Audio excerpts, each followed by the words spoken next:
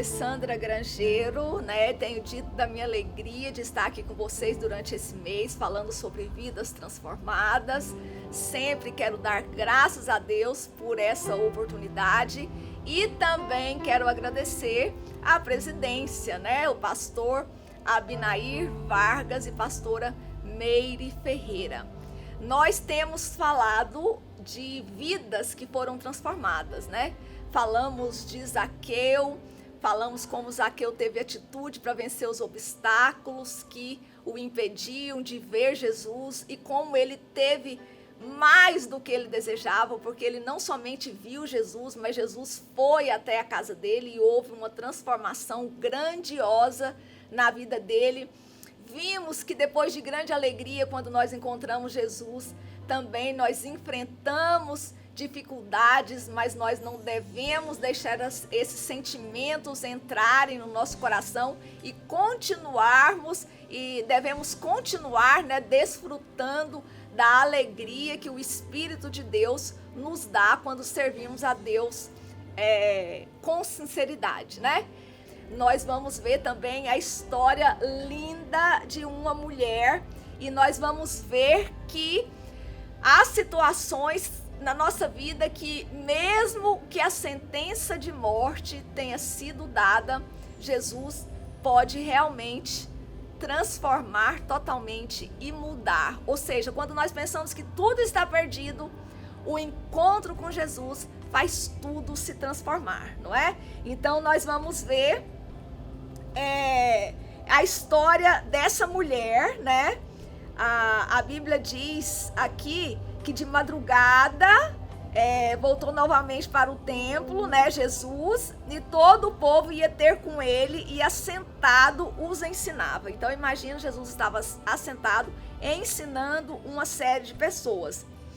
E nesse momento os escribas e fariseus trouxeram à sua presença uma mulher que foi surpreendida em adultério e fazendo-a ficar de pé no meio de todos. Olha, vocês imaginam o constrangimento que aquela mulher estava passando nesse momento, não é?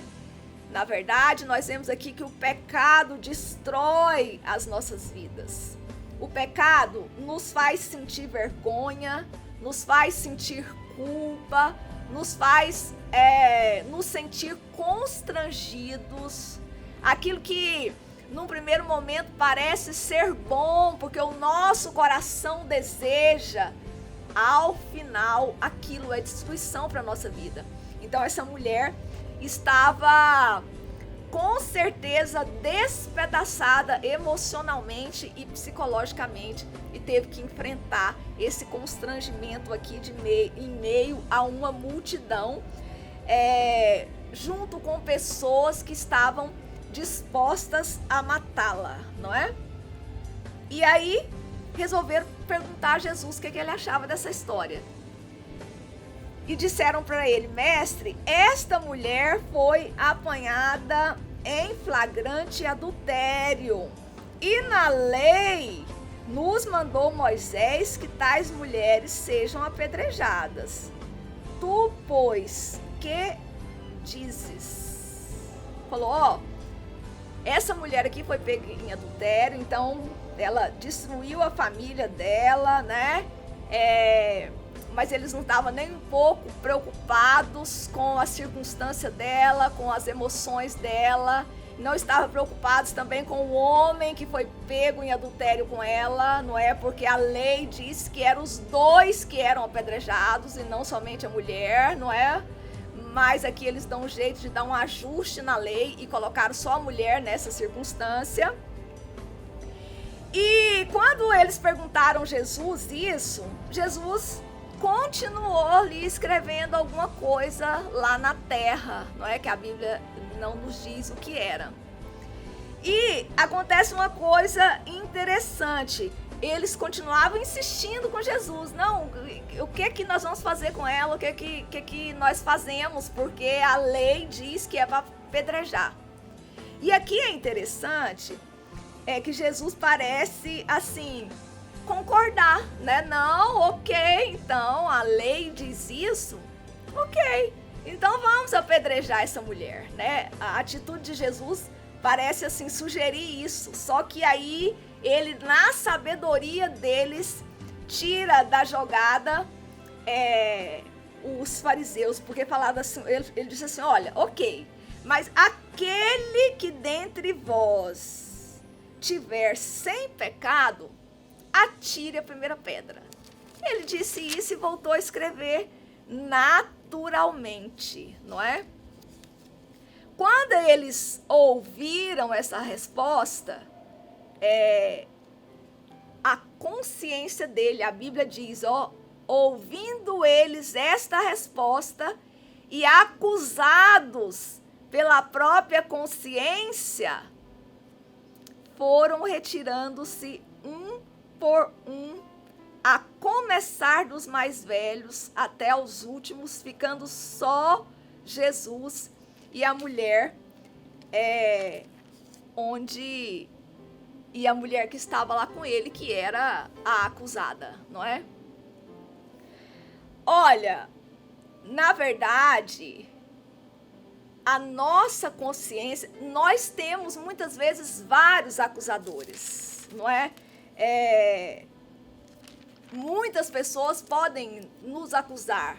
O nosso inimigo nos leva a cometer pecados e depois ele usa pessoas para nos acusar. Então, não é incomum quando nós erramos as pessoas jogarem os nossos erros diante da nossa face.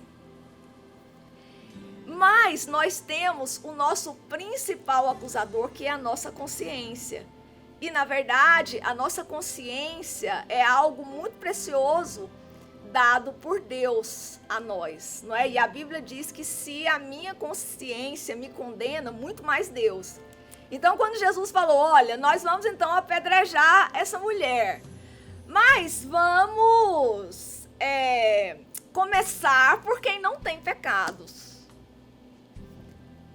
Os fariseus colocaram Jesus numa situação de dilema, porque eles poderiam acusar Jesus de não cumprir a lei de Moisés, e sendo judeu, isso era muito grave.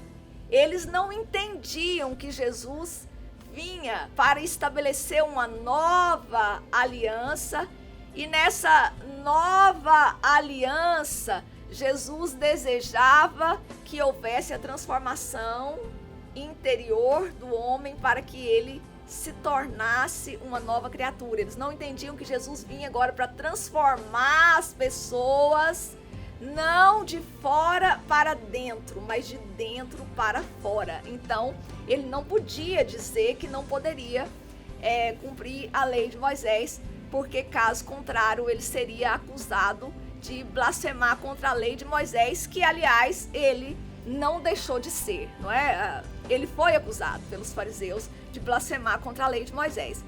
Então, ele foi sábio, falou, não, então quem não tem pecado, atira a primeira pedra nela. Mas aí a consciência de cada um trouxe, né, os pecados à mente, e cada um foi saindo, e a mulher ficou lá sozinha, né? E aí Jesus se ergueu, vendo que ninguém mais estava lá além da mulher, e ele pergunta, mulher, onde estão os teus acusadores? Ninguém te condenou? Né? Aí ela falou, olha, ninguém te condenou? Aí ela respondeu, Senhor, ninguém. Aí então disse Jesus, nem eu tampouco te condeno. Vai e não peques mais. Olha que coisa maravilhosa. A sentença de morte estava dada, mas Jesus livrou a mulher da morte.